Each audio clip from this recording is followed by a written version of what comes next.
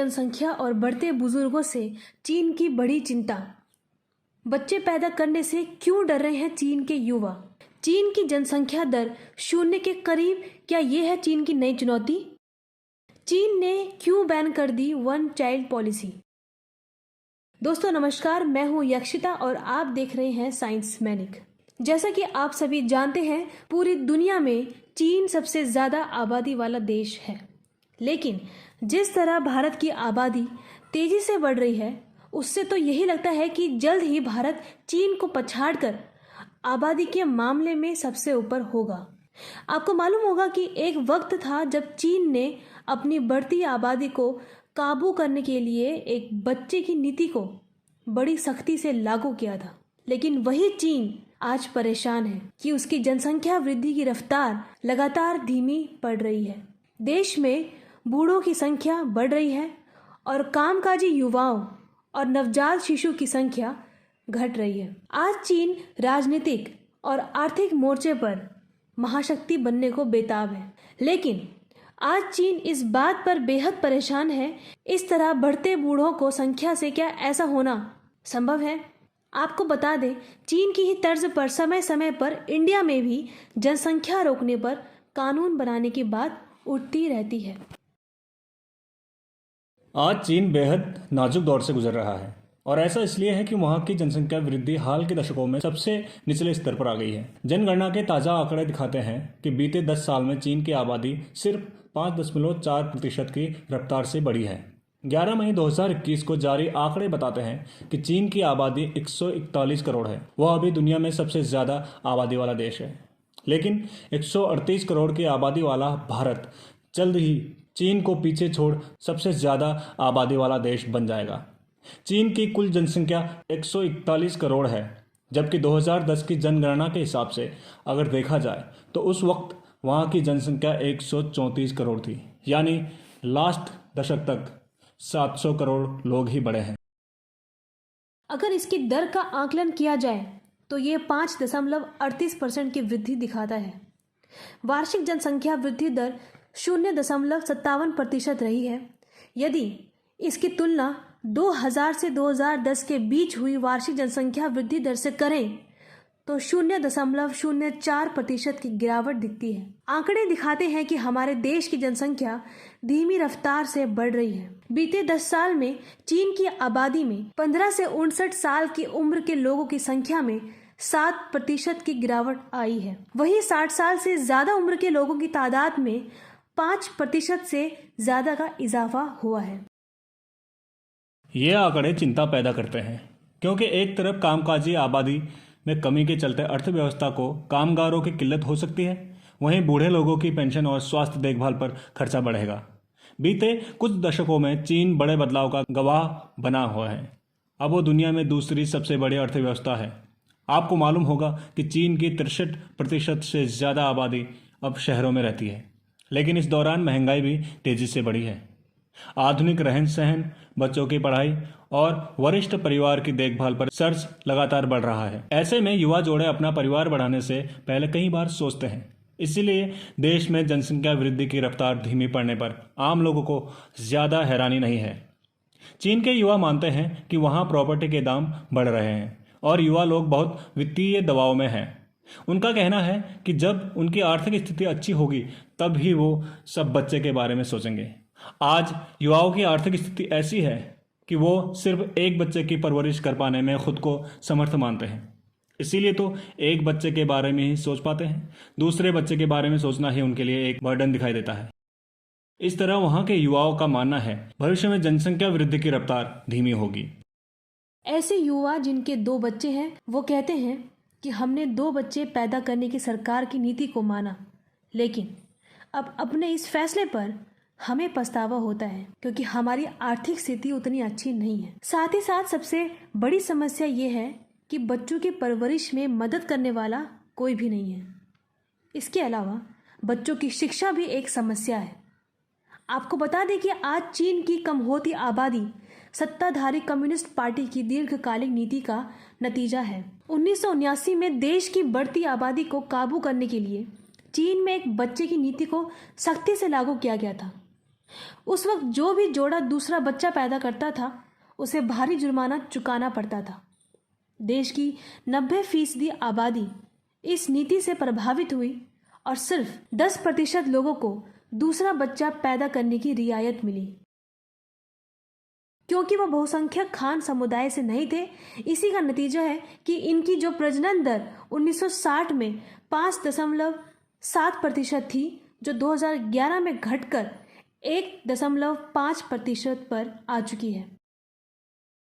Communist party ठोक बजाकर कहती है कि इस नीति की वजह से हमने लगभग 40 करोड़ संभावित बर्थ को रोका। इससे देश में खाने और पीने की किल्लत पैदा होने से भी रोकी गई, जो उस दौर में सबसे अहम था। लेकिन 21वीं सदी का पहला दशक खत्म होते होते चीन को समझ आने लगा कि अब एक बच्चे की नीति उस पर भारी पड़ सकती है। नीति निर्माताओं को चिंता सताने लगी कि बच्चे पैदा नहीं होंगे तो तेजी से बढ़ती अर्थव्यवस्था के लिए कामगार कहां से आएंगे और बूढ़े लोगों की संख्या तेजी से बढ़ती जाएगी। इसी बात को ध्यान में रखते हुए 2016 में चीनी कम्युनिस्ट पार्टी ने लोगों को दूसरा बच्चा पैदा करने की अनुमति दे दी। वहां के आम लोगों का मानना है कि उन्हें ज्यादा आबादी का बहुत फायदा हुआ है, लेकिन अब हालात ऐसे हो चुके हैं कि 60 से 65 साल से ऊपर के लोग एक तरह से देश पर बोझ बन गए हैं।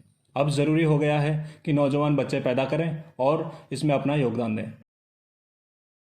एक बच्चे की नीति को खत्म करने का मतलब ये नहीं है कि रातों रात देश की जनसंख्या बढ़ने लग जाएगी।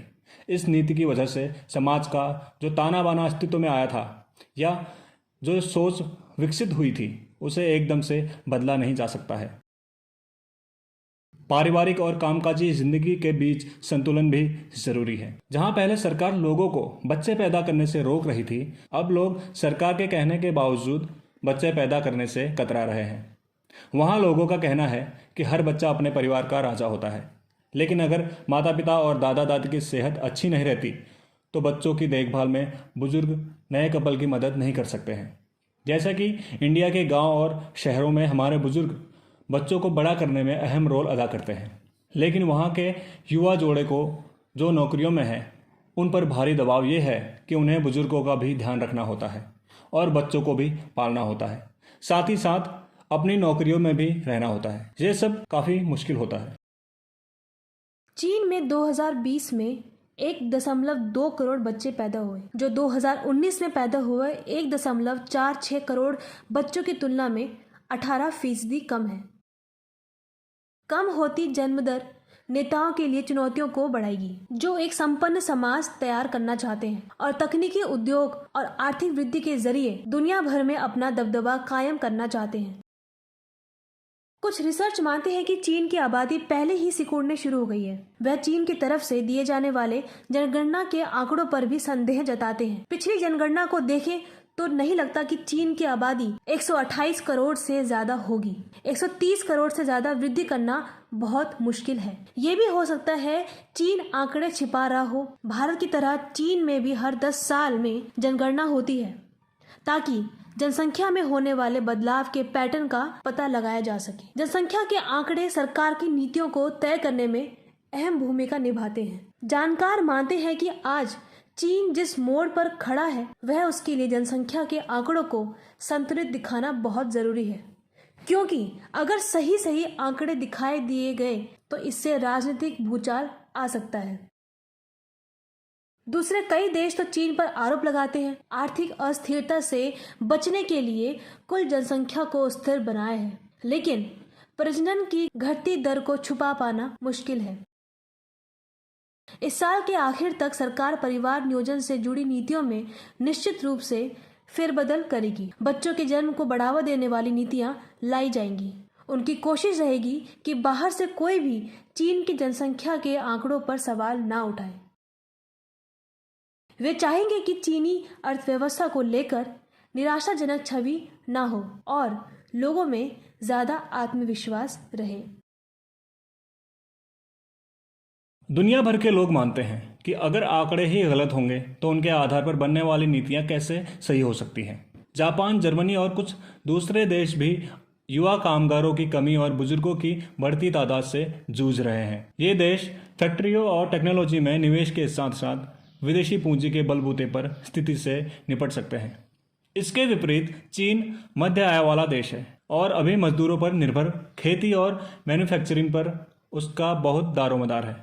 ऐसे में कामगारों की दिक्कत होगी तो उसका सीधा असर चीन की आर्थिक वृद्धि पर पड़ेगा।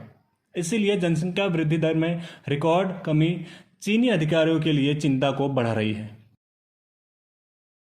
चीन के अधिकारी मानते हैं कि जनगणना के आंकड़ों में उनके जनसंख्या विकास में कुछ ढांचागत विसंगतियां भी नजर आती हैं, जैसे कि कामकाजी उम्र वाली जनसंख्या और प्रजनन करने वाली महिलाओं की जनसंख्या घटी है। बुजुर्ग लोगों की आबादी बढ़ रही है और कुल प्रजनन दर भी घटी है। पैदा होने वाले बच्चों की संख्या भी कम हो रही है। देश में शादी करने वाले लोगों की संख्या भी घट रही है।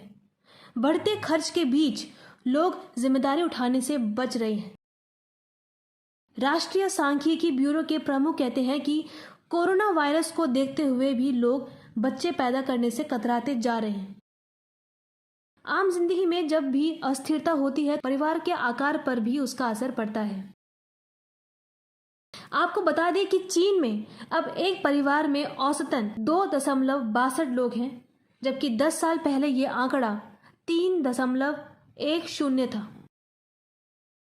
निश्चित तौर पर बढ़ती जनसंख्या से पृथ्वी के संसाधनों पर बोझ लगातार बढ़ रहा है, लेकिन अगर जनसंख्या में बूढ़े और युवा लोगों का संतुलित नहीं होगा तो ये भी एक संकट की स्थिति है।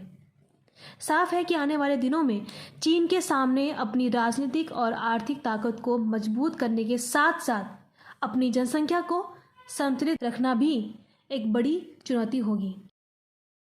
अगर आपको हमारा ये वीडियो पसंद आए तो प्लीज़ इसे लाइक कीजिएगा और देखते रहिए साइंस मैनिक।